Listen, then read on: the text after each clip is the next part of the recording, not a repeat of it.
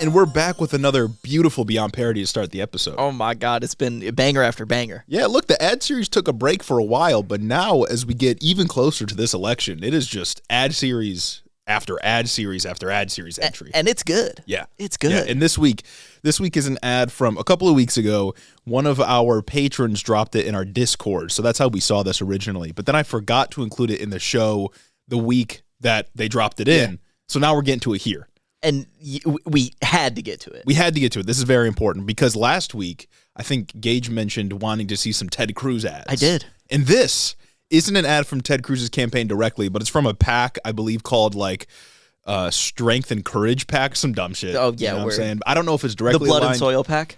Basically, yeah. I don't know if it's like literally like just Ted Cruz's political action committee or if it's like its own thing that's just working on behalf of Ted Cruz. Either way, this is an ad in favor of Ted Cruz. Okay. And a little bit of this ad is just like music or instrumental, so we'll describe exactly what we see afterwards. Yeah. But a lot of it you'll be able to hear over an audio format. So without further ado, this is another entry in our ad series. We're taking a trip to Texas. Let's go. The great state, the Lone Star State. Let's it's going blue.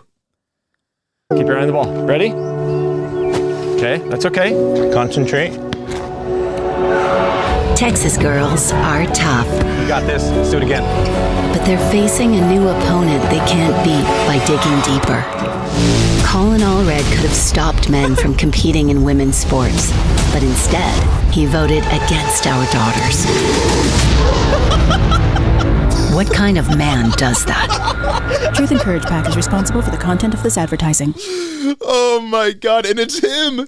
For context, That's so sick. for context, for those that couldn't see it, Colin Allred just tackled a woman playing, I think, A child. yeah, like a teenage woman or a girl, basically, Yeah, a young girl playing what I guess Soccer? is flag football, Oh, like, okay, or yeah. soccer maybe.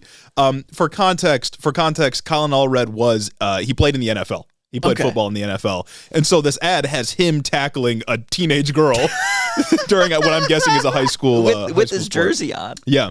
That's so funny because that is literally what conservatives think is happening when they Right. hear that Yeah. like trans women are competing in girl sports. They think it's this big, burly, fucking 6 foot tall, just like brick shit house that's competing against their tiny 7-year-old daughters at the local soccer match. Yeah. Oh my goodness. When in reality, it's like a normal looking trans person that probably won't play sports for most of their life. Exactly. They're just playing high school sports. Or is somehow even more frail than the other girls on the team. Like, yeah.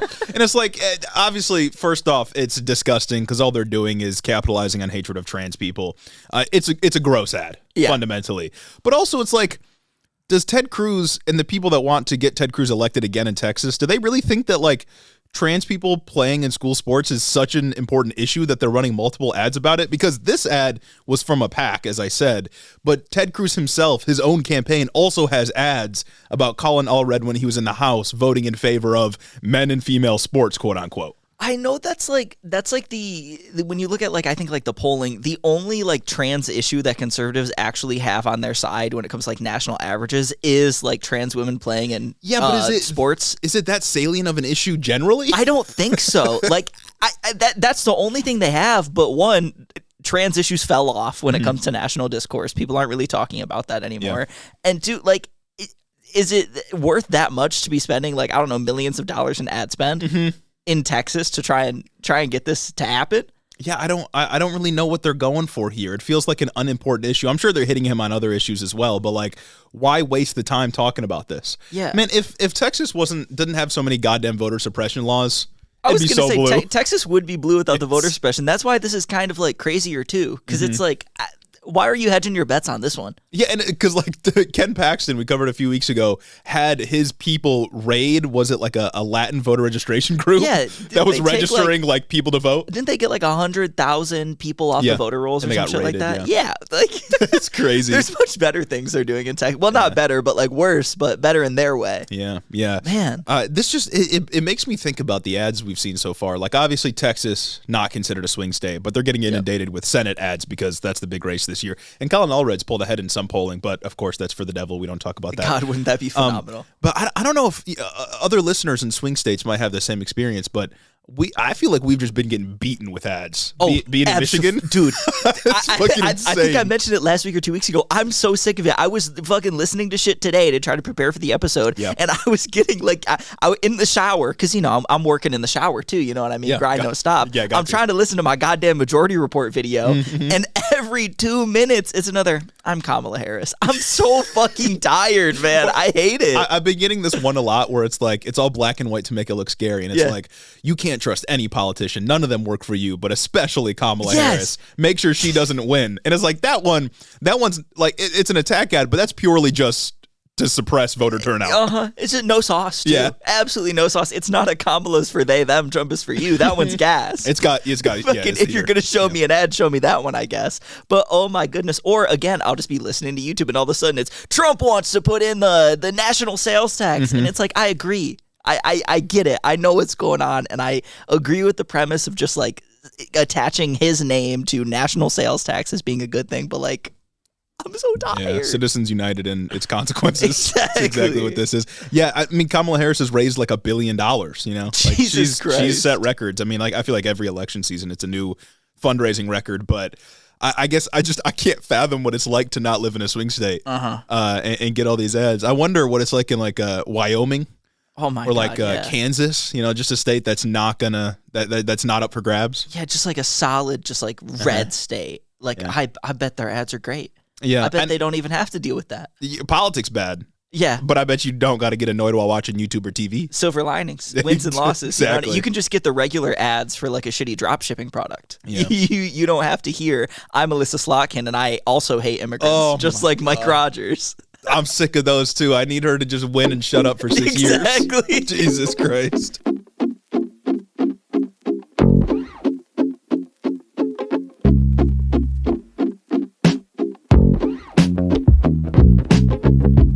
Welcome back to Head in the Office, everybody. Today we got more Election Watch naturally. 3 weeks left. Yes, we do. That's insane. Yeah, 3 weeks. That's crazy. A little bit less than 3 weeks by the time you're listening to this, if you're listening on Wednesday. But of course, we'll go through some geopolitical news. Yeah. We'll hit all the major points of the campaign trail this past week. And we'll give you our classic, scathing political analysis. Because that's what we do here. Always, every single week. We have not missed a week, 171 weeks in the making. Yeah, number one geopolitical podcast, number one podcast generally. Number one, number zero election podcast as well. That's right. We love watching it. We do be watching it. If you want to support the show, head over to patreon.com/headintheofficepod. You can become a patron and get early access to all of our content. Speaking of Patreon, we have a new goal that we're going to be putting up very soon here. It's a pretty good one. And that goal comes with a pretty cool benefit, I think. Yeah, lots of community engagement. I'll stop myself there. We're going to keep it hidden for now? I think so. All right, we'll keep it hidden. But we're going to have a new goal posted on Patreon. If you want to help us get there, become a patron. Link is in the description. Patreon.com/headintheofficepod. You could also get some merch. Subscribe to us on YouTube. Probably came from TikTok, but if you didn't follow us there. And that's all the plugs, I think. That's all the plugs. And I mean, speaking of TikTok, because, we didn't get any fucking 5-star reviews on Apple this week. But like a good podcast should, we open it up. We democratize the opportunity to have your 5-star review read, and you can DM it to us if you don't have an Apple product and can't leave a review on the Apple Podcast app. But, it's lesser, I will say. But, like, I stand here fucking eviscerated before you every single goddamn week. My gut spilled on the ground as I'm begging. And instead of helping me put the pieces back in, you just pick them apart. Or you stomp on them and laugh in my face. Stomp at them and laugh at me as I stand there hollowed. And that's how I feel when we get no reviews, people. But this week, Snorlax came through on TikTok with a 5-star review that says, first, I condemn Hamas and all political violence of any kind. As a fellow goofy goober who needs comedy as a coping mechanism, it's nice to hear a political podcast that pokes fun at the unreal and scary political climate that we all live in.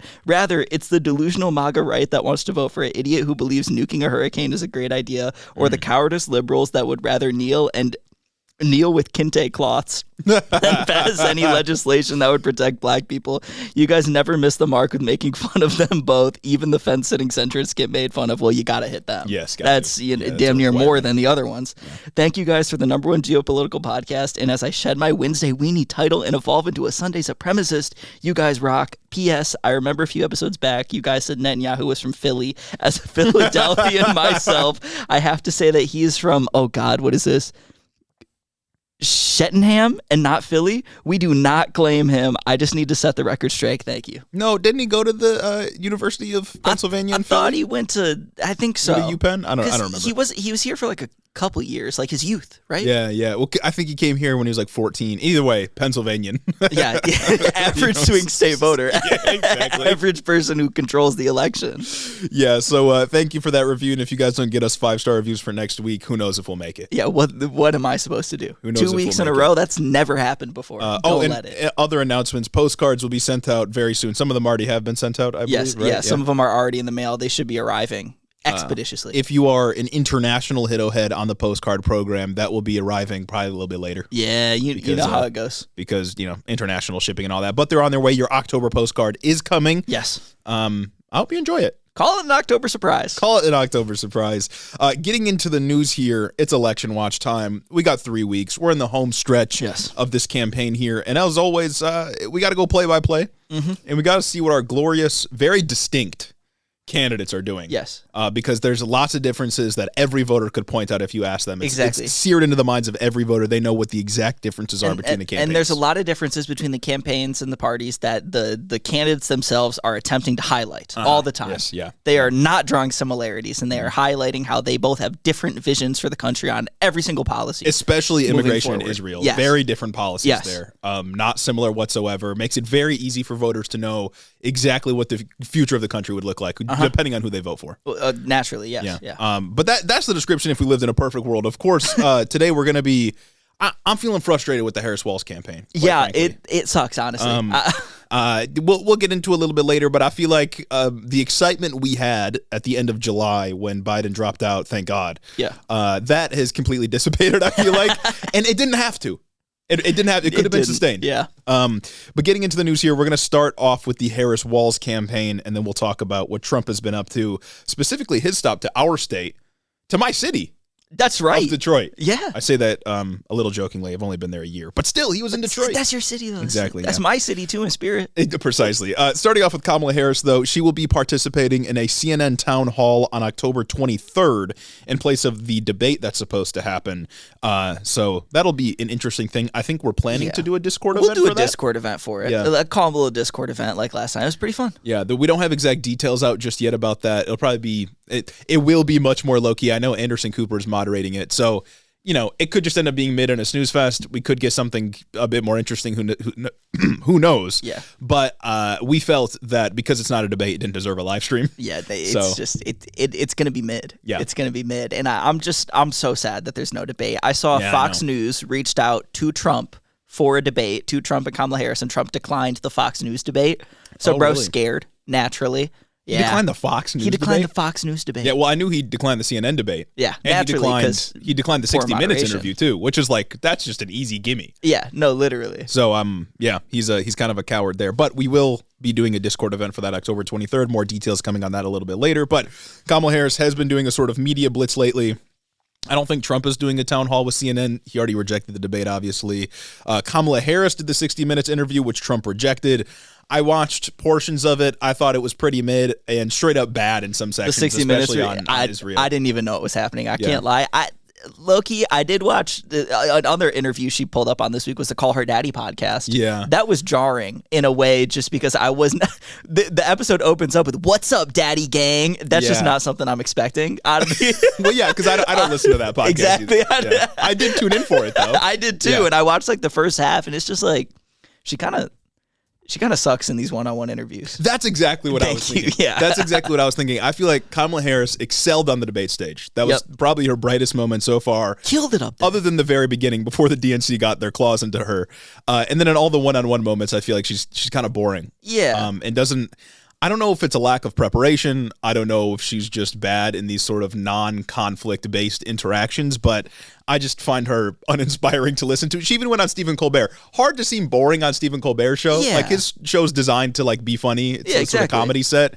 I didn't think she was all that interesting on there either, which, maybe it's hitting for some people. I just look at this and I'm like, ugh, whatever. It's just I don't know. There's not there's just like no affect in these interviews, and she's doing her best to pretend to not be a politician, but whenever a politician pretends to not be a politician, it just never works out well, and it always reads as disingenuous. I'm specifically talking about the Call Her Daddy podcast, 'cause it's like you go on these things that aren't like traditionally for like politics, and you're trying to appeal to like that normie audience. You're not trying to do the thing. It's just like, just stop. Yeah, and that was the sort of I guess analog to that for the Trump campaign was he went on the Andrew Schultz, I think that's his name, the Flagrant podcast. That's crazy. I listened to part of that. Some people interpreted them as like laughing at him and sort of like, I don't know, subtly making fun of him in their questioning.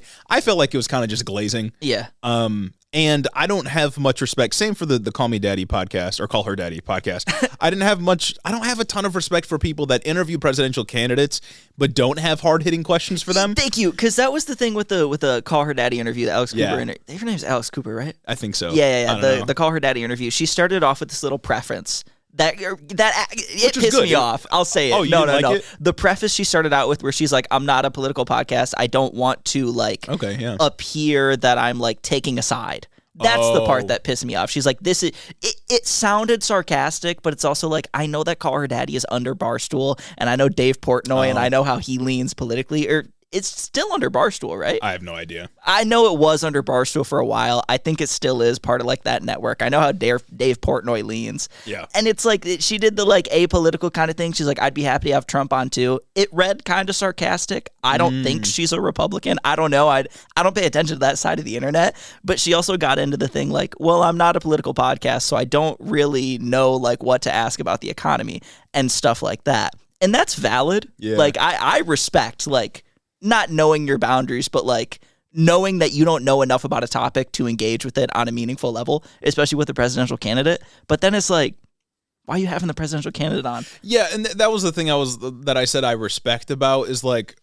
her being willing to say like, yeah, I don't know anything about these issues. So I'm not going to ask about them. That's cool, but it's like, but yeah, at the same time, when it's like a big issue that Kamala Harris needs to be pressed on is Israel, and you're not really going to ask her about very important things other than abortion, of course, is sort of the main focus of the podcast. But it's like, if you're going to interview a presidential candidate, I think they deserve to be fucking grilled regardless of who they are. Real as hell. No, that was the thing I did like about it is when she's like, I'm not going to ask about the economy, but I will talk about the issue I know, and that's women's rights and what's going on with that. And that, honestly, that was a really good way to frame everything. I just didn't like the intro, how it's like, neutral and whatnot. But I also need to recognize that I'm a politic head. Yeah. I'm not who that's built for. Yeah. They're doing a sort of media blitz. I don't know. Maybe it's working for some people. I just find it kind of nauseating. Yeah. Trump on the Flagrant podcast. I didn't even know about that. He's been doing so many like online fucking things that I think like the bite of doing something like that's kind of been taken away when it's Trump. Like a couple months ago, he showed up on the Nelk Boys podcast too, didn't he? Yeah. And they're like, oh yeah, like, oh wow, President Trump, what do you think about, I don't know, bitches and beer? Like, that's sort of how it was. I feel like some of the questions were good. Like, they didn't press him on anything, but they were the slightest bit critical of his immigration rhetoric. They had some things to say about like who, quote unquote, they are when he says they're trying to take me out or they're trying to assassinate me. But like these interviews are designed to kind of be glazy. Yeah. And I just don't really care for that. Yeah. Because you're like, you're just boosting them then. You're just platforming them if you're not going to push back in any meaningful way. Anyways, all that happened this past week. The media blitz is, I guess, is going to continue until November 5th, so we'll have to continue dealing with that. Tim Walz had some media appearances, most notably on Fox News. I don't know if you caught this, but he was pressed. He was pressed on his abortion policy in Minnesota, where they say, they're killing babies after birth naturally. Okay. And he was also pressed on his presence in the Tiananmen Square massacre, which, Tim Walz is really bad at clearing up like misconceptions about his past. Also, like, why'd he say that? But I don't care, No, that it's not damning. It's I don't know. I guess it's a shitty thing to lie about. Yeah.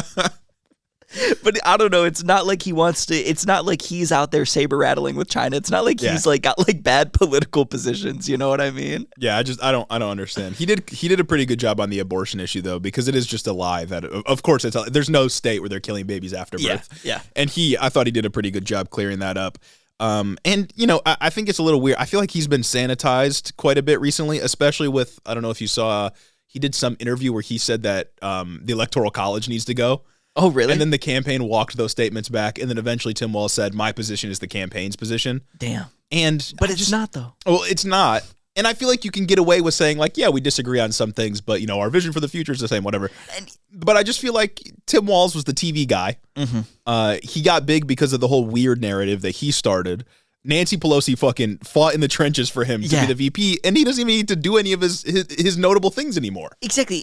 I don't know. And it's also like, if you have him go out there and be like, yeah, we differ a little bit, but overall we have a vision for unifying the country and doing whatnot, then Kamala Harris has an easier time drawing distinction between her and Biden. Yeah, which is something we'll talk about in a little bit that she desperately needs to doesn't happen. do. Oh my god, yeah, I'm gonna get a little frustrated at that. In fact, why don't we just get into that now? Okay. I'm upset about the treatment of Tim Walz, but of course, VP doesn't matter, especially if you're just a VP candidate. Yep, you're just a face. You are a replacement when the presidential candidate can't be there for an interview. You do absolutely nothing. And you'll continue to do nothing if you win the election and you are the VP. But anyways, let's get on to the current VP and potential president, Kamala Harris. Okay. We got to talk about her because she went on The View recently. Kamala Harris went on The View recently, and she was asked if she would have done something differently than President Biden in the last 4 years. And she responded with, quote, "There is not a thing that comes to mind." And then later on in the interview, she said, quote, "You asked me what's the difference between Joe Biden and me. I'm going to have a Republican in my cabinet. Why? You got the fucking thing when you said it the first time, like a month ago. We don't need to ever repeat that again. Just never. You got the positive press for it. You do not need to like hammer it home that you're going to have a Republican in your cabinet. Well, and then she doubled down later after this interview and said that she's going to set up a bipartisan council of advisors for all of her policy decisions as president. That's awful. Yes. Yes. What's the difference between me and Biden? My cabinet's going to be worse than his. like never discount the ability of Democrats to snatch defeat from the jaws of victory. I'm firing Blinken, Liz Cheney in his place. Making Hillary Clinton the Secretary of State again. Like, what the fuck are we talking about? Jesus Christ. Does anybody want to hear that? I get that, like, both campaigns are trying. Honestly, I don't even want to say that both campaigns are trying to grab, like, the 3% in the middle. Mm-hmm. But, like, that's all that it seems like the Harris campaign cares about. Yeah. Even, like, the regular base, I can't imagine there are Democrats that are, like, hard Democrats that are really enthused about that idea. You know what I mean? I don't think really anybody cares about quote unquote bipartisanship anymore. If it's polled, I'm sure people just see it as like, oh yeah, collaboration and non-conflict. Like, obviously that's going to pull high. But when people hear bipartisanship, especially on policy, and then if they learn what the policy is under a sort of bipartisan framework, I think people just get nauseous at the idea. Yeah. Because we hear it's not 1990 anymore. You know, like nobody fucking cares about working with Republicans. People want contrast. And honestly, I feel like overall, like the messaging this election, kind of everything about this actual like election cycle since Harris took over after they decided that they were going to hate progressives and never do anything progressive again after the Walz pick, everything has been really great if it was like 2008 again. Mm-hmm. And that's kind of like, I don't want to see this shit. Like, But I feel like it even goes back. I feel like they're just running Bill Clinton. Like that's what they keep trying to do. Yeah, you know what I mean? Like, even the media interviews, even the like showing up on Call Her Daddy, showing up on the Flagrant podcast and doing all that, that stuff would have been like cool and like generational back in 2008 when politicians didn't do that, when politicians did kind of exist in this other world because the internet didn't bring us closer to them. You know what I mean? But like, and maybe it's because I'm so young. And I've only been like, I haven't even been following politics with a close eye since 2016, but you couldn't not kind of understand what was going on in 2016. And I came up in that environment that I view elections this way. Maybe somebody older is going to have a different opinion, but I just feel like we're so far past any of this being like super big. Yeah. And it's like, I find this discourse specifically, like, you know, the embracing of Dick and Liz Cheney, difficult to talk about from a sort of left-wing pro-electoralism position because there's a lot of people, I won't even say a lot, there's a portion of people on the left who are never going to turn out to vote for a Democrat, even if they get closer to all their positions. Or, you know, maybe they turn out to vote for a Bernie Sanders, but there's no liberal you could put up that they would turn out to vote for. And so I get Kamala Harris not doing anything to capitulate to those voters because they're unwinnable. It's a waste of time. But at the same time, progressive left is like what, 20% of the country at max. Yeah, maxing out. The people who are straight up anti-electoralism are an even smaller portion of that 20%.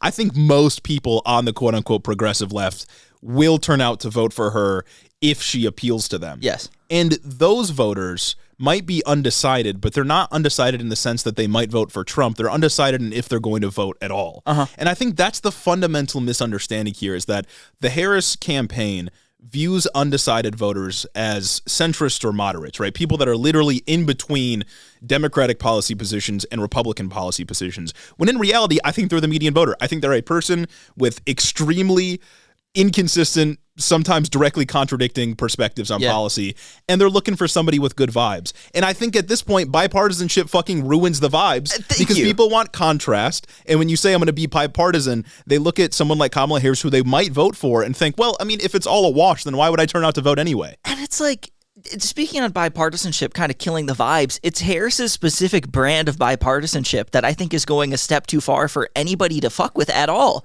Yeah. Biden ran on the bipartisanship thing in 2020, and obviously I'm still not going to like it then, you know what I mean? I think that shit's corny. I think it doesn't really mean much, but like, he ended up getting things done. Biden wasn't going around saying, I'm going to put a Republican in my cabinet. Yeah, and he didn't. He did not say, I'm going to have a bipartisan group of advisors. And then he didn't. He stuck with it. He had a progressive fucking domestic agenda. Yeah. Very important that we separate the domestic agenda from the foreign policy. Yes. It's bad for a policy. There was a progressive domestic agenda that he executed on while still running on the bipartisanship thing. Like, Biden kind of successfully did that thing. And Harris is taking that bad thing that kind of worked then and making it worse. And I feel like the bipartisanship narrative falls flat because, like, everyone since 2016 has been talking about political polarization. How political polarization is ruining this country. Sure, say what you will about how polarized we are, how we can't like quite empathize and see the other side. I would argue that it's valid if you're on the left and you can't see it, but it's unvalid if you're on the right, because I believe in these positions and I have well thought out positions and whatnot. But I think, like, when an average American hears this kind of like switch up, it doesn't register. For the last 4, maybe even like 8 years, all we've heard is that like Republicans suck in their trash, and valid, true. But now it's, I want to work with them. Yeah. Like, this is why people think politicians lie and you can't fuck with them, because there's not a single politician that gets up there and stands on business. Yeah, and it's like, again, I see it, if they believe that the undecided voter is like a literal moderate, like an actual centrist. First of all, a political moderate. Centrists aren't real. They're either victims of too much school, and they sit directly in the middle and they don't understand why, or they are just right-wing operatives that pretend to be in the middle when they're really not. Like, centrists are not a real ideology. People that happen to be moderates, I think there's very few of them, like you said, the 3% that are actually in the middle. Vast majority of people that are gettable at this point in the election are not people with consistent worldviews, and they just are looking for good vibes. I think that if they believe that what they're trying to do is win moderate voters, I can almost understand why they're trying to do the whole Liz Cheney and Dick Cheney endorse me, this is how far right Trump has gone. I don't know that that's an effective strategy. She might still win, but I think it'll be in spite of this strategy. I think a far better strategy would be actually separating yourself from Joe Biden, because Kamala Harris got all this enthusiasm and excitement back in July and August, specifically because she wasn't Joe Biden. Yes. People were so excited because it was a new face, and it wasn't Joe Biden because people had soured so thoroughly on Joe Biden. And I can already hear the fucking Democratic consultant that lives in my brain and makes counter arguments for me saying, but Joe Biden's policies are popular. There's a lot in his policy platform that people support. Okay, fine. Keep those policies. Ditch the ones that are unpopular, especially those on foreign policy. And then come up with some of your own. Run on universal free school lunch, incredibly popular policy. Run on capping insulin costs for everybody. That shit's supported at like 90% approval. Run on even a public option for Medicare. You don't got to call it socialism, but run on like a public option for government-funded healthcare. Very economically popular policies that will resonate with the vast majority of people, and you don't have to talk about fucking bipartisanship and Dick Cheney at the same time. And it's like, Biden's policies are popular, yes, but what's popular about his policies are everything that isn't associated with his name. The Biden name drags down every single bit of these things. People don't fuck with Bidenomics, the idea, the slogan. They fuck with what it brings about, but they do not fuck with the slogan because it's been associated with just rampant inflation, high gas prices, and all the bad things that and Republicans Joe are trying Biden to himself, throw at it. the old guy, and Biden himself, who sucks. Yeah, and it's like, sure, it might not be fair, right? Like maybe Biden doesn't deserve the frame. I would argue that a lot of his policies, because they're so effective, I supported the Inflation Reduction Act. Maybe he doesn't deserve the hate that he gets, but that doesn't fucking matter. Who cares what who deserves? Yeah, I would argue that Bidenomics, as they tout it, as they espouse it to be, has actually been pretty chill, pretty good. But I would advise that if you're running for office, to distance yourself from Bidenomics. Something that Kamala Harris did not do in her what was the first interview she did with Dana Bash? Oh yeah, that's just. And she's like, no, I fuck with Bidenomics. Yeah, no, that's exactly. Chill. That's what Don't I'm saying. do that. And I feel like the culprit here is that when Kamala Harris first started, when she first was the presumptive nominee back when Biden dropped out, her team had like 3 weeks to put something together, and it just happened to be pretty fucking good. Yeah. You know, the we're not going back, the stuff that she started talking about was pretty popular, and people were excited about her. Then after she got the nomination, the same people that were saying Biden needed to stay in after the debate were the people that became the people who ran her campaign or that are inside the DNC. So now we have those people with terrible political instincts running the show. And to an extent, it's Kamala Harris's job, right? Like, she's the person on top. She gets to direct the campaign. She could come out in public and push back against whatever her fucking stupid-ass fake Democratic consultants want her to do. Yeah. But, groupthink is a thing. The Democratic National Committee is a strong campaigning apparatus. I think the people that wanted to keep Joe Biden in are now running the show for the Harris-Walz campaign. And I think that's the culprit of all of this, is that they're getting her to say, I want to stick close to Joe Biden, specifically because they all wanted to stick with Joe Biden. And, maybe part of this is her fault as well, but I got to feel like that's part of the issue. And it's like, that's where we get into, I don't know if we already said it, the quote from The View.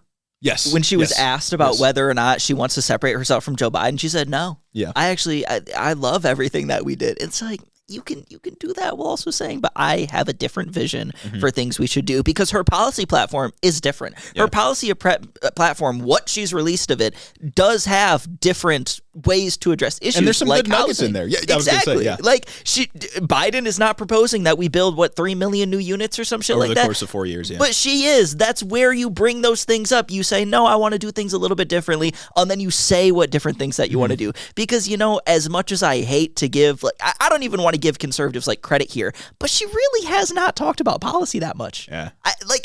It's just not something that really comes up. She has been kind of ducking it. And the policy that we do get, most of it is shit like, $50,000 tax deductions for new small business startups. Yeah. And that shit, I'm not principally against that kind of thing. But when people hear that, they might think, okay, that's cool. Tax deductions for businesses. The average American thinks small businesses are like the backbone of the country or whatever. Okay, fine. But people want to see their needs reflected in your platform. Yeah. And you do that through economic populism. I was going to say, she's just maybe broadly it's not about policy, because Trump doesn't do policy either. Nobody fucking Trump's does policy. Is kill 25 million exactly. illegal immigrants. Nobody does policy. They just do vibes, and she's not bringing any economic populism in. She's not bringing up anything that really quickly and succinctly as a narrative gets to the heart of the issue that Americans are facing. Yeah. Well, and that's the thing, is that we always say policy doesn't matter. Of course, policy doesn't matter, but it matters insofar as it can service the vibes. Yes. And honestly, my advice would, if I was a Democratic consultant fake job, I would, my advice would just be, look at the ballot referendums around the country for the last, 4 or 8 years, and just pick the policies that won. Yeah. Like $15 minimum wage in Florida. I was just about to bring that one up. In Florida. Yeah, pick all those policies that win in red areas, and I feel like you'll be fine. I'll fucking say it once. I'll say it a million times. $15 minimum wage in Florida won with a higher percentage of the yes votes than either candidate got than Trump or Biden got in 2020. Ridiculous. $15 minimum wage, no matter what the fucking Republican national apparatus wants to tell you, is a popular thing that most Americans support. One of the reddest goddamn states in the country, Florida. Most Americans there support it. Most Floridians support that policy. 70-some% of Americans support the legalization of weed, and that's something that Biden ran on that he never actually fucking came through with. Yeah. But that's something that Kamala Harris could at least fucking run on. She could at least say that is an issue that Americans care about. And she could tell a compelling story on that. She could say, as a DA, I got it wrong. Yeah. and now my position has changed, and I want to help, however many millions millions of Americans, whatever. And then that draws distinction between her and Trump because she can at least come through and admit, hey, some things were wrong. Yeah. And when something's wrong, I come through and I adjust my positions and I change it for what? The betterment of the country. And you can do that without saying I'm going to have fucking Liz Cheney in my cabinet. Because Liz Cheney's getting a cabinet position, right? I think that's so. What all this is for. Genuinely, I think the Republican she wants in the cabinet is Liz Cheney. She had an event, I don't think it was this week, but last week in Minnesota, right? It was Minnesota or Wisconsin where she showed up with Liz Cheney. Yeah. And was Dick Cheney there too? I don't know, but I know Liz Cheney was there. That's if crazy, Dick Cheney was brother. There, that's fucking insane. This is an anti-endorsement. We don't want that. I saw some liberals, like the Pod Save America dudes, defending the Liz Cheney appearance by saying, like, well, she hasn't, like, conceded anything. She didn't have to give anything up in the way that, like, she didn't have to concede. For Liz Cheney to support her. First of all, you don't know that. Yeah. Something could have happened behind the closed doors. I would argue that's the cabinet position. Liz Cheney's getting a cabinet position. Second of all, she almost didn't have to concede anything. No. Because she's running a conservative campaign. Like, what are we talking? What would she have had to get? What can you imagine her conceding on to get the Liz Cheney endorsement? And it's also like, because this is all to capture Lincoln Project, guys. I know the Lincoln Project has like no weight anymore, and we're probably the only people that bring them up. But like, it's all to capture. Exactly. Yeah. It's to capture these mythical never Trumpers that don't like really exist. And they're doing so by kind of embracing politicians that fall under that line. But it's like, the never Trumpers, like, does it really carry that much weight with them when Liz Cheney comes over to you? I don't know. Think so. I think it does. I think it is significant for some people. Like, there's got to be internal polling that's saying that these things are going on or something like that. Yeah. But broadly, I feel like you're sacrificing more votes from progressives who decide that they're not going to turn out because it's just a conservative campaign than you are gaining by inviting Dick Cheney into the party. That's what I was thinking, is like there's a much larger untapped, undecided, maybe potentially left-wing vote that you could get than the number of voters you get by saying Dick Cheney supports me. Nobody fucks with Dick Cheney. Literally no one likes that guy. Nobody. You're not winning anybody. And like, I don't want to shit too hard because Kamala Harris and I guess Tim Walz as well, the Harris-Walz campaign isn't bad on literally every issue. They don't see framing on every issue. Like, the abortion position has been strong and might be the only thing that actually wins them this election this time around. But imagine if they did the same thing with framing on the abortion issue that they've done with immigration, for example.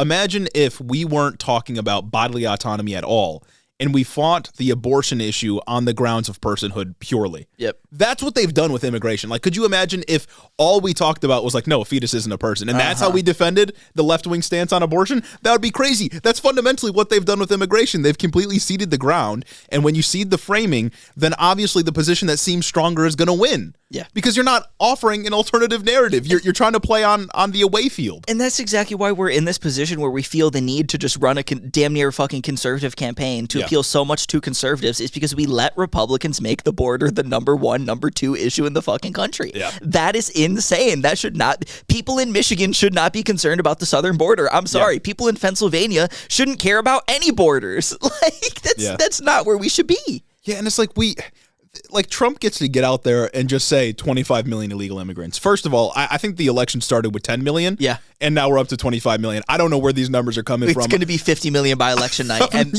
I've never seen any empirical data to suggest that we've got 25 million illegal immigrants in the country. It maxes out at like 11 million total, not just under Joe Biden. 11 million illegal immigrants living in the country now, whatever. I don't even see them pushing back on that narrative. They just like accept that as true and say, yeah, we're trying to lock down the border. Yeah. Like, when you do that, then it makes Trump's argument that we need to deport 25 million people seem a lot more plausible because you're not pushing back on it at all. It's like, I don't want to give him credit, but it's like, I can recognize that right now they are in an impossible position when it comes to counter messaging, but they're only in this position because they never started in the first place. They have always agreed. And they went so far as to put forth a fucking Republican bill. Yeah. Like, they did it to themselves. Yeah. Like, and when immigration is like the third biggest issue or second biggest issue right now, and the main narrative offered from the Democrats is that, oh, well, we try to do bipartisanship. Again, it just makes it seem like it's a wash and that your vote doesn't matter because Democrats fundamentally agree with Republicans. Yeah. And like, you might do the calculation if you're an undecided voter that like, yeah, I don't like Trump that much, but whatever. They're just agreeing with Republicans anyway. Who cares? And it's also like, I feel like there's something, while we're talking about grabbing those like 3% of voters in the middle, while we're talking about trying to grab the Never Trumpers, I feel like there's the same problem that I guess the Republicans would have that Democrats are having with progressives who don't want to turn out because they've gone too far to the right, is that if these Never Trumpers are truly people who would vote for Kamala fucking Harris and Tim Walz, would they have ever gone out to vote for Trump? You know what I mean? Right. It's like you could just take that as them not voting. You could just capitalize on that, their disenfranchisement, and run like a more left-wing campaign. Yeah. And get these people. It doesn't even need to be explicitly like we're going to do socialism. It's just left-wing economic populist ideas that are incredibly popular. I wouldn't even want that on a national campaign. National campaign's impossible to run. The American electorate is a mysterious and dark and twisted thing. Yeah. I can empathize with that position, but I can't empathize with the not trying. Well, yeah, just do the Tim Walz thing. Like, that's what it boils down to. Yeah. Tim Walz had like, what, plus 35 net favorables or something insane. It's just all he does is talk about like labor unions and feeding kids for free. That's just popular, and it's left wing, and it's moral. Like it's all you got to do. It's very frustrating, and I find this issue hard to talk about because at the end of the day, like Kamala Harris has to win, and it's also but it doesn't have to be this hard. I have to wonder also if it wasn't Trump that we were running against, how do they beat another Republican? I don't know. Like I don't think they do. You know what I mean? Outside of abortion, which I think abortion is going to be the thing that wins Democrats the election should they win. I don't think it's going to be anything else. I can't lie. It's going to be abortion being on the ballot and the fact that Trump took it away. And also, let's be real. This is just like in 2020, how it was you're either voting for Trump or against Trump. Same thing's going on here. You're either voting for or against Trump. And it's going to be like, 50,000 people spread out across the 7 swing states that's going to decide the election. It doesn't need to be this close. It really doesn't need to be this difficult. And like I said, Kamala Harris still has to win. I'm not abandoning the fact that there are electoral realities, but it makes it very difficult for someone like me to tell other people like, yeah, you should vote when there's hardly a difference people can spot.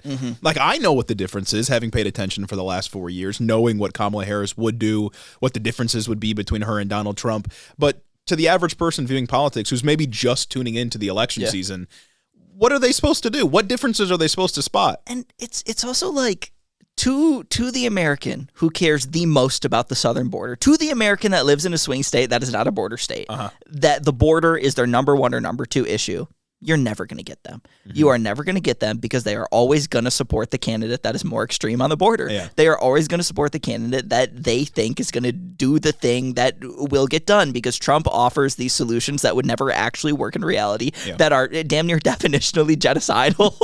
Yes. But he offers them in such a way that it's packaged with a narrative that makes it seem like it is the solution that it could get things done. Even when Democrats speak on the border, they don't speak on it in that way. You're never going to capture those people. You don't need to seed this issue. It's bad. I guess we just fucking hope it works out because there's not much else you can. I don't know. There's not really going to be anything else that swings the election this late in the game. Unless there's an October surprise, of course, which could still happen. It could. Only halfway through October. Enough shitting on Democrats for now, though. I think it's time to turn to President Trump.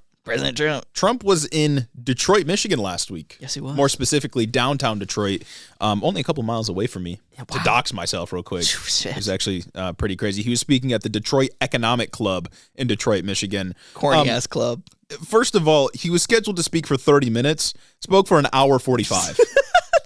That's sick as hell. That's so Trump. He even acknowledged it partway through the speech. I didn't watch it all. I was just kind of clicking around. And at one point, he was like, I know it was supposed to be shorter, but the important topics. Yeah, that's why he should have picked Kari Lake to be his running mate. Yes. You remember, She's wasn't so it at like some Arizona GOP convention, there was the meme of the fucking the teleprompter was like, you need to stop talking right now. Get off the stage. They'd have been perfect for each other. Oh. They could show up to a rally and they'd talk for 5 hours. Man, they really fumbled the Kari Lake could have had it all. I think Kari Lake would have been an excellent choice. Like, especially like to contrast against Kamala Harris. Mm-hmm. Oh, my goodness. And to contrast against Tim Walz. Yeah. Oh, man. I still stand by the idea that he should have picked Kari Lake. What could have been? Man. What could have been? Yeah, she should not have run for Senate. Anyways, he was at the Detroit Economic Club, spoke for like triple the time he was supposed to. And he focused a lot, being in Michigan, of course, focused a lot on manufacturing, talked about electric vehicles. For those that don't know, the conservative line line. I didn't understand this for a while, but the conservative line of argumentation is that liberal support of electric vehicles is going to destroy the manufacturing industry. Already destroyed. Going to destroy it worse for states like Michigan, Ohio, Pennsylvania, because EVs take less people to make, and therefore people will get laid off. There's, I guess, an argument to be made there, but also if you have a more like wholesale investment from the government into green energy broadly, then it's not really much of an issue because that's a wholly untapped market in the United States. But it's also like you're assuming that you're only selling to the same people. When, I mean, the principal thing underlying capitalism, constant expansion, infinite expansion. We could become a global leader in these products. We could ramp up production in the way that we are selling American-made EVs to other countries, but we're not going to do that because that's not what they want. They don't even want EVs in the first place. It does not have to be a one-for-one trade in car sold. Yeah. Like, you know what I mean? Like, the car market is as it is because everybody kind of already has a gas car. You know what I mean? If we were to transition just wholly to electric vehicles, you're going to need to produce way more electric vehicles than you are producing cars right now, simply because the demand is going to be so much higher. That's not an argument. And also, that is literally an investment in American manufacturing. Well, it's an investment in American manufacturing. And I almost see the idea that, like, okay, less people will be needed to work and therefore companies won't hire as many people. Okay, whatever.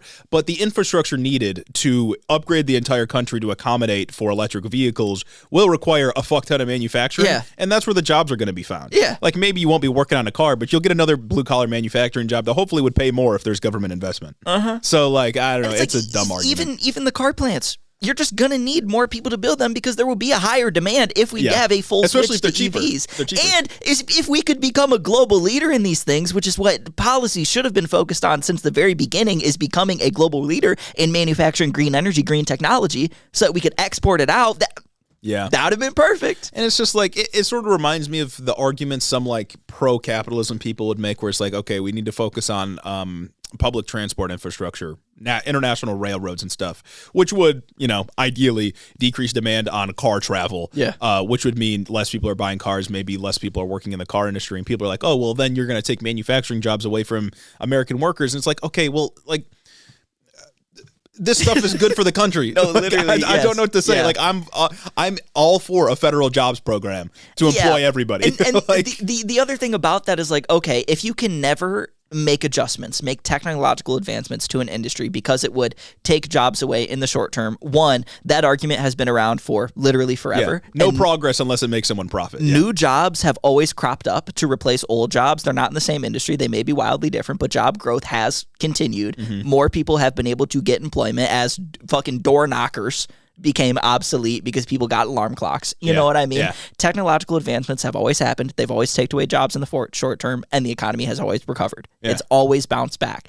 Innovation will still happen. I thought that's why capitalists love capitalism, because innovation is going to happen. Like, it's a silly argument. Not to mention the fact that, of course, all the manufacturing jobs left long before EVs were even in the conversation.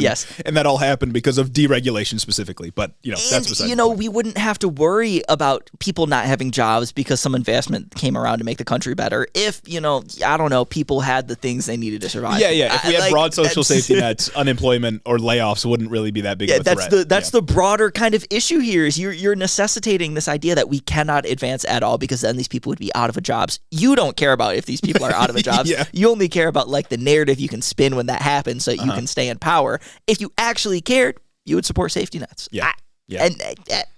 And that's the leftist position. That's why I'm principled. That is not the only reason I'm bringing up Trump's visit to Detroit. I think there was a far more notable point that we should talk about that is being lied about. Can you believe it? Lied about? Oh, my God. Something Trump said is being lied about. So this was towards the end of the speech. Trump was talking. Alex, I'll tell you what he was talking about afterwards because I think the lead-in is kind of funny. But this is Trump, again, at the Detroit Economic Club in the heart of Detroit, downtown. The Motor City.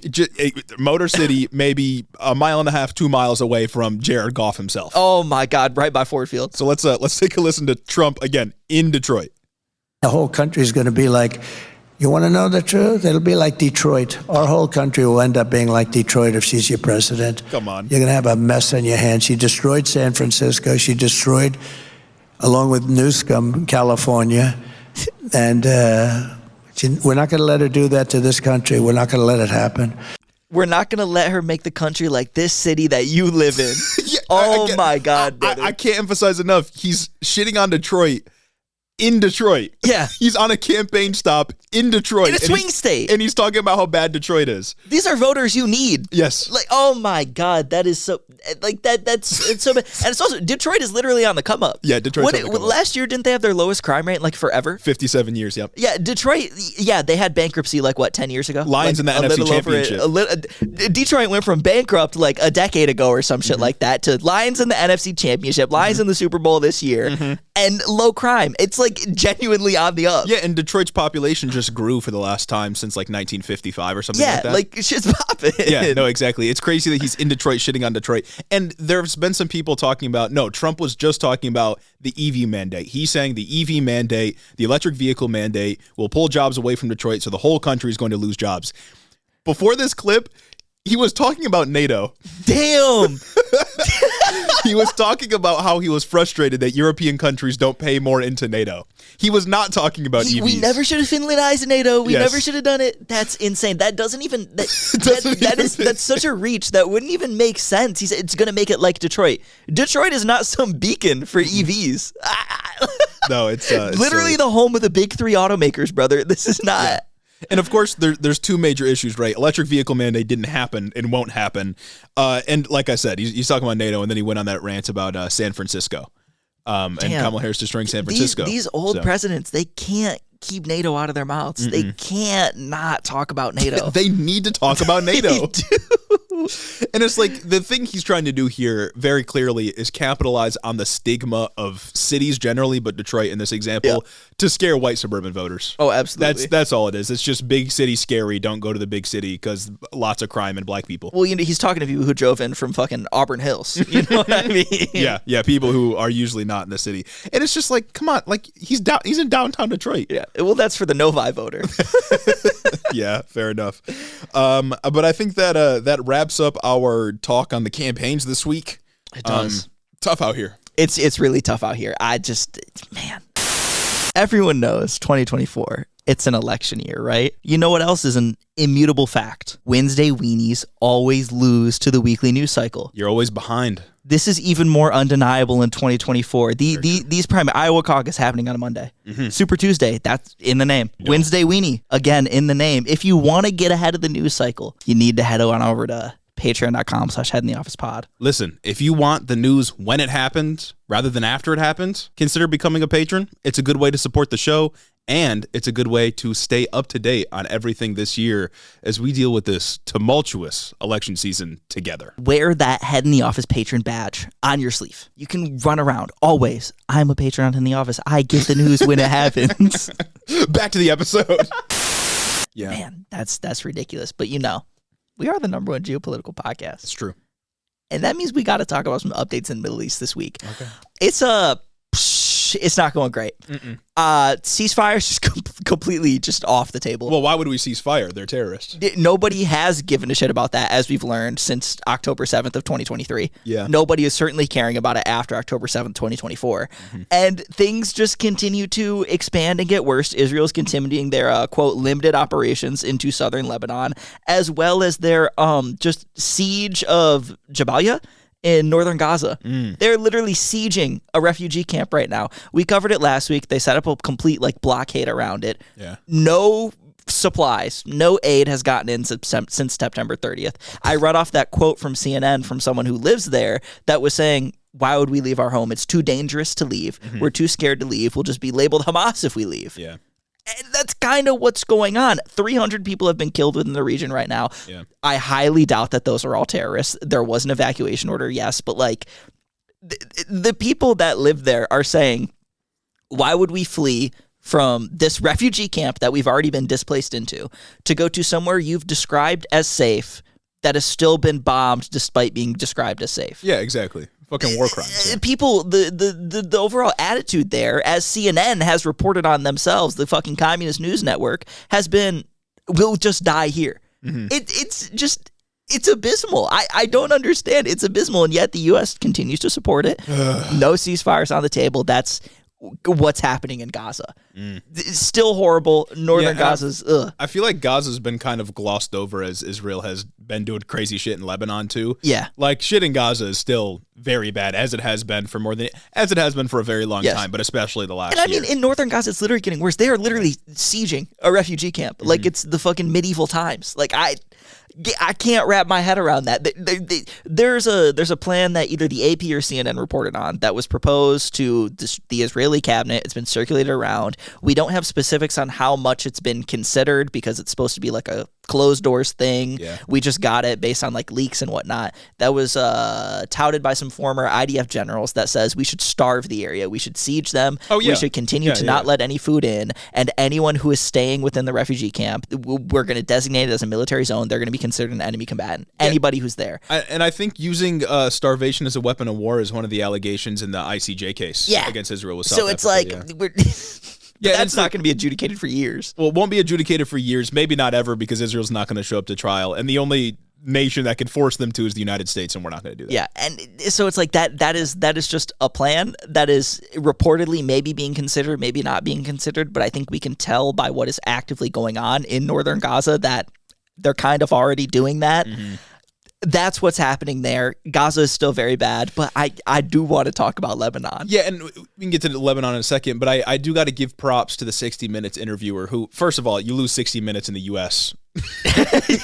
You're not winning. You've lost foreign policy support from the American public, but like from the liberals in the American public. But I got to give props to them for that guy. I can't remember what his name is. Just saying to Kamala Harris, like, seems like you guys can't get Netanyahu to do what you want.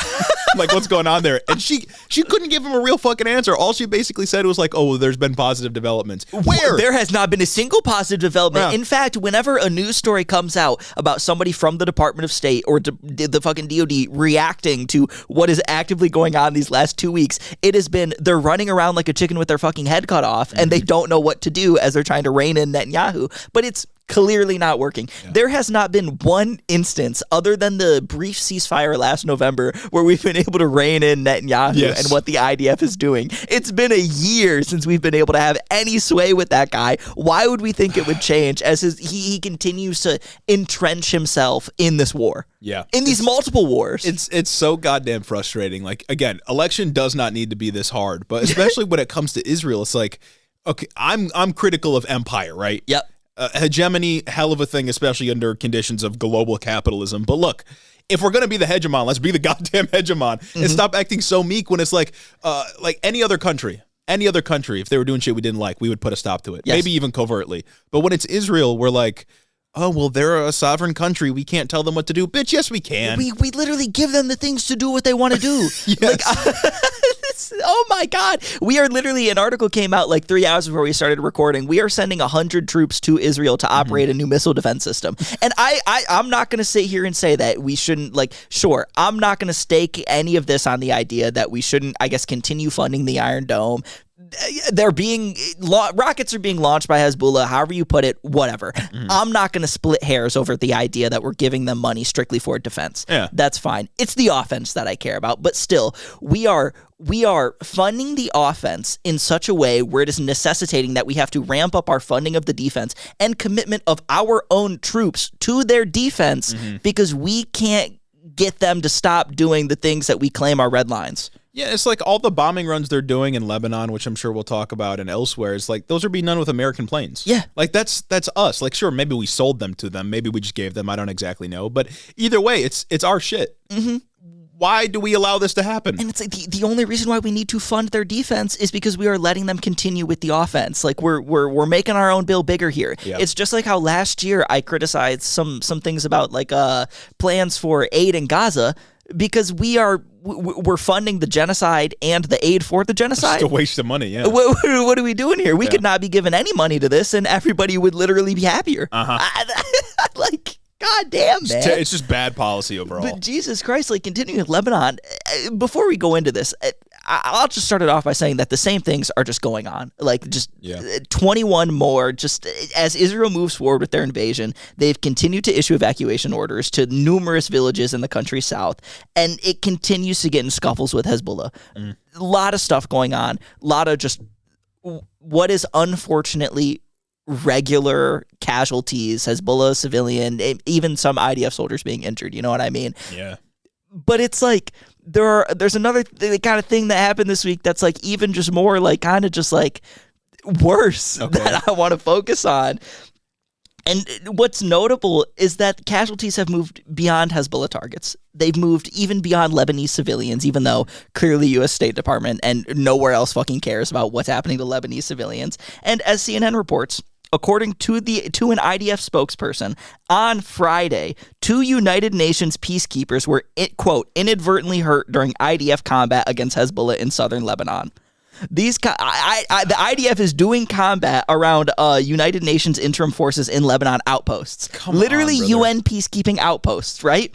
Notably, this marked the 5th UNIFIL peacekeeper that has been injured as a result of the fighting in the south in just 2 days. And it's so obviously bad that 40 countries who have soldiers serving as peacekeepers issued statements, quote, strongly condemning what was referred to as recent attacks on peacekeepers. From the Jerusalem Post, the IDF said that Friday's firing at a UNIFIL post took place as its forces were operating against a, quote, immediate threat against them. It said it was examining the circumstances of the incident, but blamed Hezbollah for deliberately operating near such posts.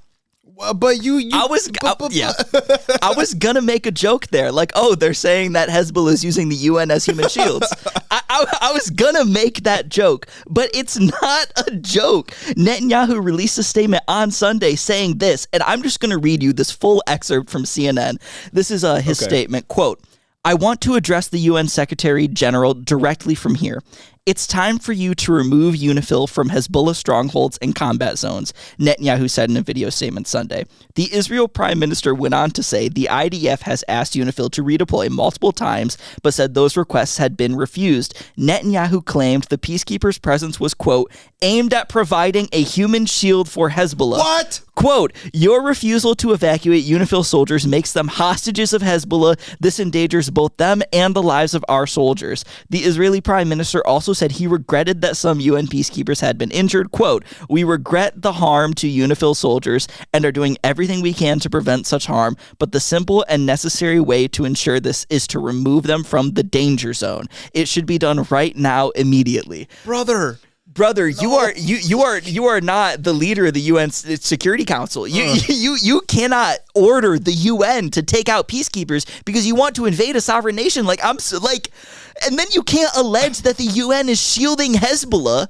Yeah, that's great. Like, the UN is precisely for shit like this to not happen. Exactly. Like, the UN is the closest thing we've ever gotten to, like, a world government. What do you mean? No, you can't just say that to the UN? Who do you think you are to be ordering them around after you hurt their soldiers in a scuffle that didn't need to happen? Yes, sure, go after Hezbollah, whatever. You don't need to target the ones that are, like, right near the UN outpost. Mm-hmm. You could lure them out in some way. I'm sure the UN people don't like that Hezbollah is right near them if they are operating right near them. It doesn't need to be this way, brother. You're telling me the blue hats or the human shields? What are we talking about, dog? Yes, literally. And I gotta read another excerpt from the CNN articles because this shit, it's so like mind blowing that I can hardly like find my own words to describe this, so I'm just going to use theirs. Here's the headline: UN accuses Israel of violating international law by breaching a southern Lebanon position.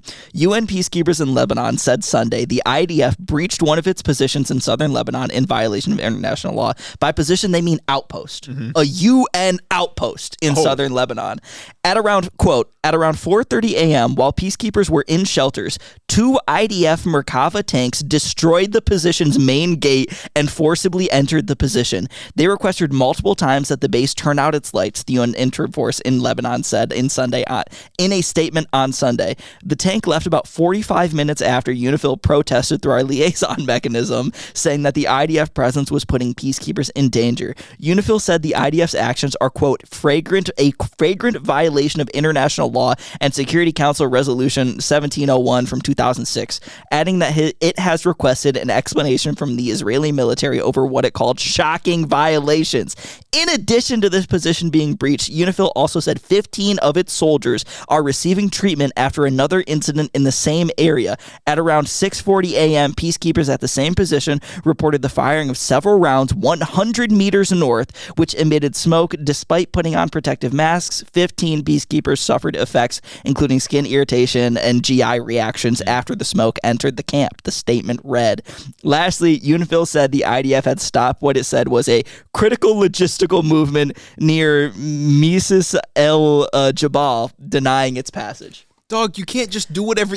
Jesus Christ. You can't just bust into a fucking UN base and expect that they'll be your human shields. Yeah. Like, what the fuck are you doing? You know, Israel is just like a petulant child at this point. Yeah. Like, I wholly reject like the framing that some people, I don't even know if they're on the left, I think they're more so on the right, that say like, oh, Israel's pulling the strings in the United States, they control our Congress. that's not true.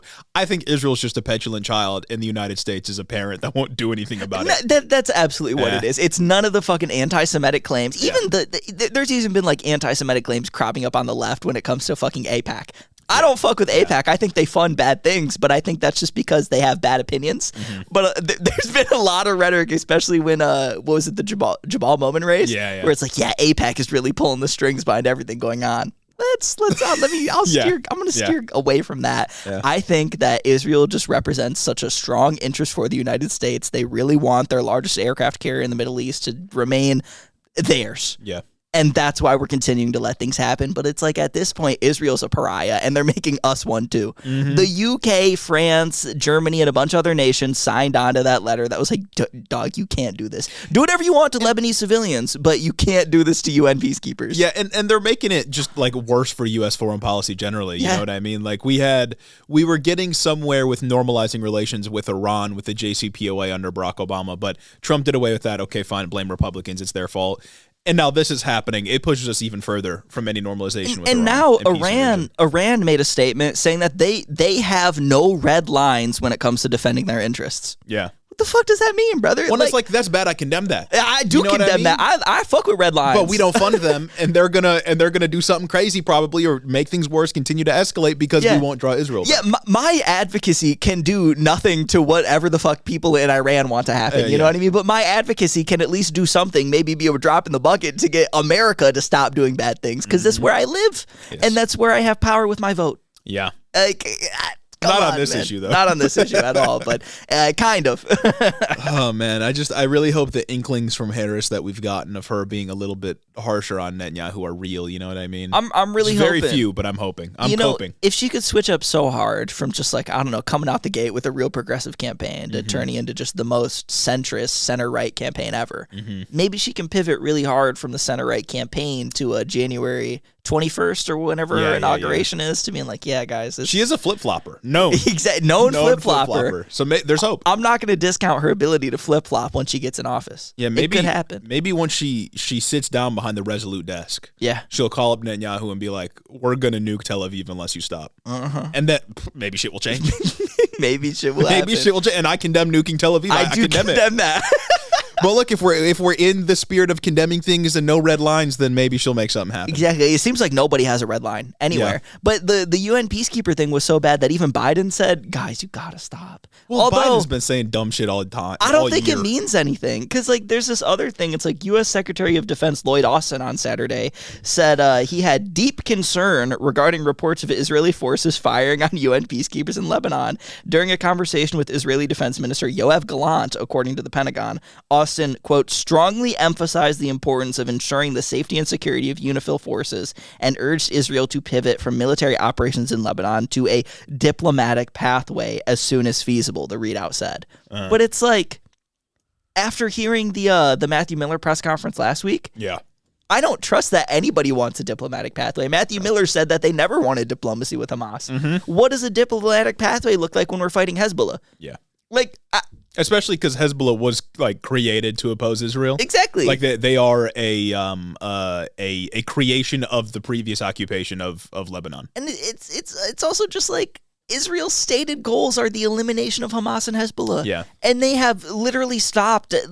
They've not stopped it anywhere, at any red lines when it comes to what they're doing in Gaza. And it still hasn't worked. Notably, still hasn't worked after a year of fucking sieging the territory and rampant destruction in this territory. 66% of all the buildings are just crumbled. Yes. Like, how are you going to do it outside your borders, brother? Yeah, more than half of the Gaza Strip being like completely destroyed is crazy. Yeah, literally like everybody being displaced. Look, Like, as we've been saying for the longest time, it might be true that some terror groups, maybe Hezbollah, uses human shields, and that's bad. I condemn that. Yep. You can't just kill the human shield every single goddamn you can't time. always shoot through the human shield. And you can't do it. I don't want to discount we've kind of had this conversation before, but I don't want to discount the severity of Palestinian death because, 40,000, more than 40,000 at this point, innocent Palestinians have died.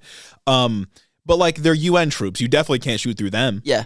At least in the eyes of international law, you can't just fucking harm or kill UN the peacekeepers. Yeah, that's not how that works. Like, that's crazy. Yeah. Like, I don't know how to say it because like I feel like I've done a good enough job at showing that I do care about Lebanese civilians and civilians in Gaza. You know what I mean? But it is something crazier. Like it is much more brazen of a move to attack, I guess, Western troopers, not because it's like more morally wrong to kill like an innocent Westerner than it is to kill an innocent Middle Easterner.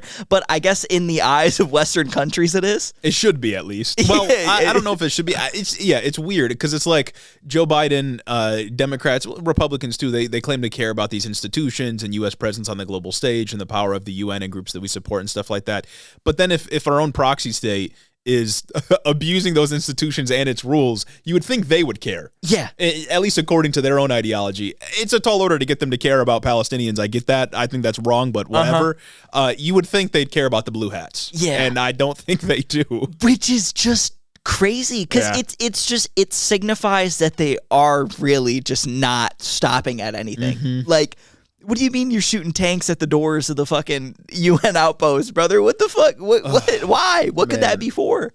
All of the NatSat guys, everybody in the Secretary of State, the Department of State needs to be put in Guantanamo Bay. Keep that shit open for them. Absolutely. And bring Ron DeSantis back to oversee it.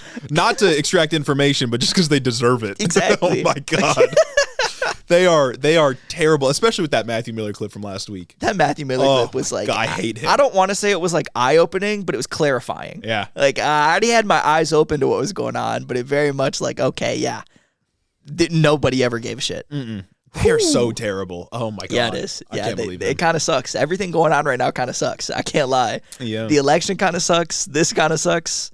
Yeah, put all the Democratic consultants also in Guantanamo Bay. Yeah, that's true. Yeah, all of them. Everybody that works in the DNC. The campaign strategists, get them out of here. We need a fresh start. Yeah, Completely we do. fresh start. Oh, it's bad. Does that end our geopolitical news this week? I think that does end our geopolitical news this week. There's too much going on. We'll keep monitoring this situation. We will. We will. These live feeds by these various news organizations have been very helpful in seeing just how many awful things happen every hour. The only piece of extra news I have this week is Hurricane Milton. Yes. We covered Hurricane Helene last week and all the misinformation and lies about that. And we said that there's a second storm coming to Florida that we saw at the moment. In the moment, it wasn't going to be as big. And then in like a day, it became Category 5. Yeah, and then they were saying maybe we even need a Category 6 because this shit is crazy. Yeah. And it fuck? calmed down slightly as it hit landfall. I think it was hit with like a wave of cold air or something, which slowed it down, which is good. But still pretty destructive, pretty awful. Florida getting hit back-to-back with hurricanes in like 2 weeks is nuts. Literally back-to-back. Yeah. Like, what the hell? Like, they were already saying Hurricane Helene was like a once-in-a-lifetime storm. Bam, another one right there. Yes. Holy shit. Yeah, and 2 once-in-a-lifetime events back-to-back. Yeah. That's crazy. Obviously, there's been a lot more lies. Trump continues to lie about FEMA. People in our comments section continues to lie about FEMA. And I've been seeing people claim that, like, FEMA only gave $1 million to the Maui wildfires we covered, like, maybe a year ago or so. Not true. They spent $3 billion there. Yeah. People are lying about how much money we give to migrant services, saying we give them billions and billions. Of course, that doesn't happen under FEMA. It doesn't happen under any fucking branch of the U.S. government or agency of the U.S. government. People just lying. But the most shocking part to me about all the lies regarding the recent natural disasters are sometimes elected Republicans lying about Democrats' ability to control the weather. Dude, that shit is insane. Yes. I can't believe how many elected Republicans are actually out here on some cloud seeding bullshit. Yes. Like, they're like, Democrats might not have started the hurricanes, but they're making them more powerful. Like, what, so they can hit Republican states. What are you talking about? Marjorie Taylor Greene posted something on Twitter that was like a map of where Milton is hitting overlaid with a map of like the American electorate and like how they vote. Yeah. It's like, what are you suggesting with this, Marjorie Taylor Greene? Like, you're not just posting this because it's an interesting coincidence. You're posting this because you're trying to imply that it's hitting Republican areas harder. Yeah. And even if you're not doing it on some conspiratorial shit, you're doing this to set up a narrative that maybe we aren't trying to help the Republicans as much. Yeah, and it's like the implication, first of all, feels anti-Semitic. Yep. That's all I'm going to say. It feels like they are implying that a certain group is controlling the weather and therefore electoral outcomes. Every single time there is some natural event or some disaster in any way, shape, or form that happens, they always want to supernaturally connect it to the Jews. Like, I don't understand, man. Yeah, so it's that conspiracism, which is already very troubling, but it's literally they will do anything but just blame climate change. Yeah. Because blaming climate change indicts our economic system as a whole, and that is a fate worse than death, I guess. It's just, that has been incredibly jarring. Yeah. Of course, the lies about FEMA directly from Donald Trump's mouth have been really bad, and they just service the broader scapegoating of immigrants. But that, I didn't expect to see that from elected officials. Yeah. The idea that, yes, they can control the weather. What information do you have? Yeah, I'm saying, what are they telling you on the fucking National Security Council or whatever committee you have in Congress that I'm not privy to? And then suddenly the whole Project 2025 thing of cutting funding to like weather agencies in the government feels a lot more sinister. You know what I'm saying? Oh, yeah. Because they want to cut the National Weather Service or something like that. Basically privatize weather information. Damn. Which, and like hurricane tracking, tornado tracking, that kind of thing, which feels a lot worse. Privatizing hurricane and tornado tracking is diabolical. Yeah. Pay $2.99 to see if it's going to hit your area. Yeah. Well, like, I take for granted that I can just open up my phone and look at the weather for the day. Exactly. You know what I'm saying? I rely on that. Imagine having to pay a subscription fee. Imagine you're sitting in Florida in 2 years when another hurricane is going to hit, and it's like, well, $1.99 to see if the hurricane's going to hit to see if you need to evacuate? Yeah. Or your entire house, your life. Like, what would you rather pay? I'd pay the $1.99. Or you can pay the $12.99 for the yearly plan. That's true. Yeah. Mm-hmm. It's a bit cheaper. Yeah, it's a bit cheaper per month. You know what I'm saying? Anyways, I think that rounds out the show for this week. I hope y'all enjoyed, and I hope you're feeling very happy and excited about voting for one of our two very distinct tickets at the presidential very good level. candidates. If you're in Florida, I hope you're good. Yeah, I hope you weren't devastated by the not one but two hurricanes. Yeah, I hope you're staying safe. And yeah, that's time for special thanks to our patrons. You know, very great and happy episode. Yeah, let's get very great and happy episode. Special thanks to people who keep the lights on: Caden Kraut, Lord Tyler Radiant, Chris the Postman, Christy Beck, Dylan B, Andrew Harris, Mike Chaplinsky, Omar Zuno, Clayton LaFed, Mark Yeager, Caleb Joy, Rich Toro Tari, Gavin Mayer Maldonado, Hunter W, Fergalaki, Max Vesquez, Jacob Rogers, Colin Mubair, Fixer Punk, Jim Egbers, Jeff Mosey, Beg Burrito, Cincy Alex, Joe Stenstrom, Adrian Sandoval, Chloe Sam 601, Colleen Cutsford Yook, Jennifer DeVoe, Big Bird Titty, Crawfish, and Benneth Bennington III, Alexia Benanti, Nietzsche, Big Booty Beatdown, Sam Maloney, Two-Headed Boy, Ben Shapiro's boyfriend, Ted Cruz's boy toy, Dictator Jace, Luke O'Shea, Cucker Tarlson, Danielle Jackson, The Word of Microsoft, Jennifer Science, Aaron and his Gundams, Darth Father, Taylor for Contact, Corey Chambers, L.E.N., Devin Hatchard, Retromondo, Emma the Dewslayer, Veronica a.k.a. V, Raxon, Ash Smith, The Grotler, Flower Clown, Beetlebugs, Murder in a Trench Coat, Lonnie Rogers, Slavic and Sapphic, Casey Lynn Kelly, Snake Eyes, and Hope of Giants, A.K. Gon, Aquana, Don, Zach Lantian, Info Russell, Austin Greif, Marcus Corbett, Caleb Roper, Taylor Rensock, Cammy, Tylen Freeman, Steak Daddy, Tay, Isaac Hodges, Madeline C, Kayla Lowe, Anna Volinick, KCC, Say Yes to Wes, August, Particular Pickman, Sir Capalot, Jeff Signs, Howard the Duck, Brennan is Egg, JR, Drew Batchilder, Froggy Gumdrop, Jackie Boy, Shameless, Coherent Babbles, Sasha, MJ is Sharp, Michaela Muncie, The Wallace 3000, Jared Finch, Tactical Snowflake, Son of Ander, Vanilla Bryce, Chris T, Kishan Lala, Amanda R, Hanky Panky, Tyler J, Damian Blues, Ashley White, Lalo Valesco, Particulon, Memfrez, Gorgeous Girl Mukes, Lauren, Uncrasomatic Boar, Sasquatch, Rhonda Stiletto, Midwest Marxist, Joe the Mailman, Gary from West Michigan, Shawnee GG, Juniper Not Jupiter, Stacked Crabs, I Crowley, Urban Peach, Lord of Forlorn, Holt Forsyth, Kevin Kisaya, Schnoodle, Booty Snakes, Erica, Krusty Krab, Do Fairy, Chelceratops, Austin Lima, Lane Waltz, Azim Fidah Hussein, Brooklyn G, Novark the Dastardly, Goldthorn, Addie Book, Merlin, John from Houston, Moss, and my mom. Thank you all so much for supporting the show on Patreon. If you want your name on that list, you know where to go. Link is in the description. And if you want it, maybe even more importantly, if you want a goddamn postcard. That's true. Yeah, bi-monthly. Bi-monthly. Bi-monthly postcards. You got to sign up, and maybe we'll get you on the next round. But maybe not. Maybe, Who knows? You need to become a patron. Exactly. Thanks for listening, everyone. Have a great week.